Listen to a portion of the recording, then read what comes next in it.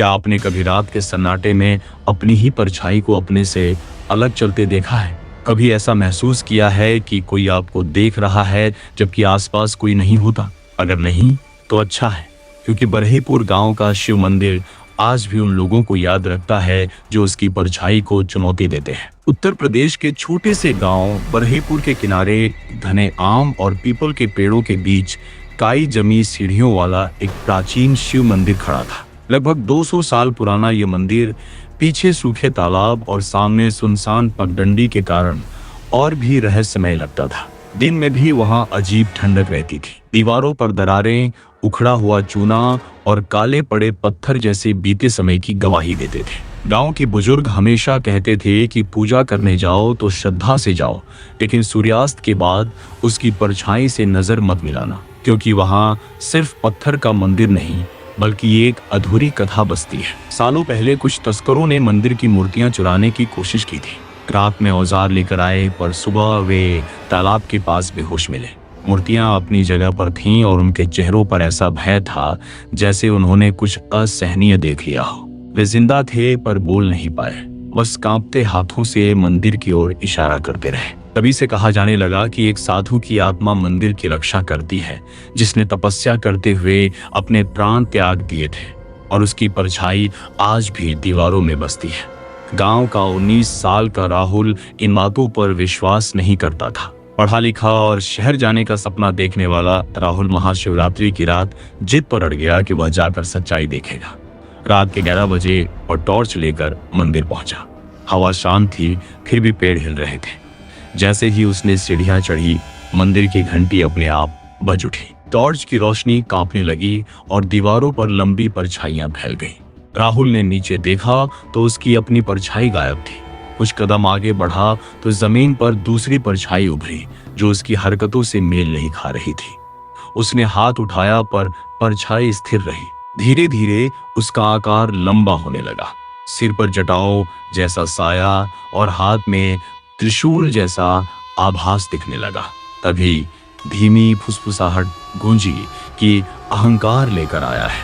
राहुल के कदम जम गए। वह किसी तरह गर्भगृह तक पहुंचा तो देखा शिवलिंग पर ताजे बेलपत्र थे और दीपक अपने आप जल रहा था। दीवारों पर कई परछाइयां घूमने लगी और उनमें से एक अलग होकर उसके पैरों तक फैल गई।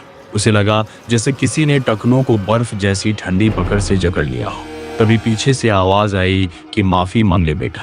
उसने मुड़कर देखा तो राख लिपटा एक साधु खड़ा था, जिसकी आंखों में अजीब चमक थी। साधु ने कहा कि ये मन खेल नहीं है, यहाँ रक्षा होती है।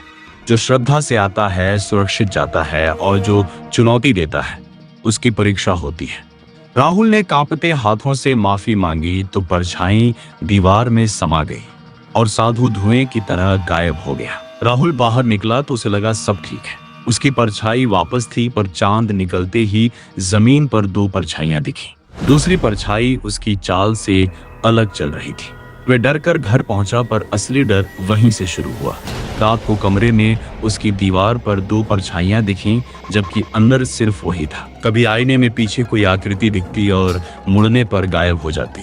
एक रात उसने महसूस किया जैसे कोई उसके सीने पर बैठा हो और कान के पास फुसफुसा रहा हो कि माफी मांगी, पर दिल से नहीं। डर और थकान से टूटकर वह अगले दिन गांव के सबसे बुजुर्ग हरि नारायण दादा के पास गया। दादा ने बताया कि वर्षों पहले एक जमींदार ने मंदिर तोड़ने की कोशिश की थी। तब एक साधु ने शिवलिंग के सामने ध्यान लगाकर संकल्प लिया कि वह मंदिर की रक्षा करेगा। तूफानी रात में जब हमलावर अंदर घुसे तो बिजली कड़की, काली आंधी उठी और सुबह मंदिर सुरक्षित था, लेकिन साधु की देह राख बन चुकी थी। उसकी छाया दीवार पर जली हुई छाप की तरह रह गई थी।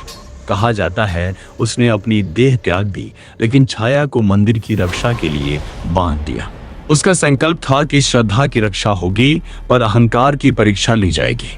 उसी रात राहुल के कमरे में वही साधु फिर प्रकट हुआ। इस बार डर कम और गंभीरता ज्यादा थी।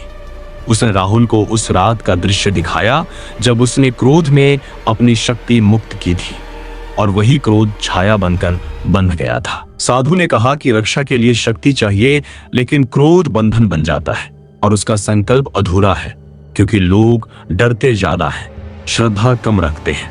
राहुल से पूछा गया कि क्या वह संकल्प आगे बढ़ाएगा। तभी दृश्य बदल गया और वह सूखे तालाब के बीच खड़ा था, जहां कीचड़ में काली छायाएं उसके पैरों को जकड़ने लगी। आवाज आई कि अगर वह भागेगा तो अगली छाया वही होगा। राहुल ने आंखें बंद कर ली और कहा कि वह भागेगा नहीं, वह रक्षा करेगा, लेकिन डर से नहीं, श्रद्धा से।